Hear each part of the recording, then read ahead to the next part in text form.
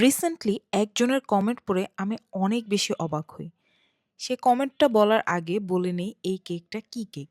এই কেকটা আমার মেনুতে অ্যাড নাই। এইটা ছিল একটা vanilla moist cake with cream cheese frosting and strawberry purée. So চলেন শুরু করা যাক। কি এমন কমেন্ট করে যেটা আমি দেখে আমার অবাক পেজে হই? আমি প্রায় শেয়ার করে থাকি যে অনেক ভাইয়ারা তাদের ওয়াইফদের জন্য আমার পেজ থেকে কেক নেয় অ্যাজ আ গিফট, যেহেতু অনেক আপুরা আমার পেজের ভিডিও দেখে এবং অবশ্যই তারা মেবি শেয়ার করে তাদের পার্টনারদের সাথে।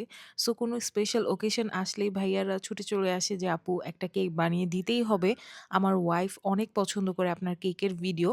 তো এই টাইপের ভিডিও আমি প্রায় অনেকগুলোই শেয়ার করেছি।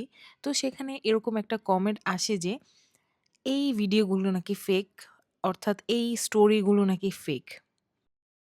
কমেন্টটা আমি ভিডিওতেই দিয়ে দিলাম। এই কমেন্টটা এসেছিল টিকটকের ভিডিওতে।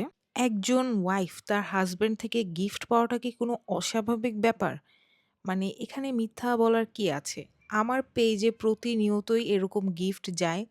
হাসব্যান্ড তার ওয়াইফকে গিফট দিচ্ছে, ওয়াইফ তার হাসব্যান্ডকে গিফট দিচ্ছে। যেরকম এই কেকটাই একটা আপু তার হাসব্যান্ডের জন্য নিয়েছে। আপনি একটা মানুষকে ভালোবাসেন, তা প্রকাশ করার জন্য সবচেয়ে বেসিক যেই জিনিসগুলো, তার মধ্যে হচ্ছে ফুল, তারপর হচ্ছে কেক আর নানান ধরনের গিফট।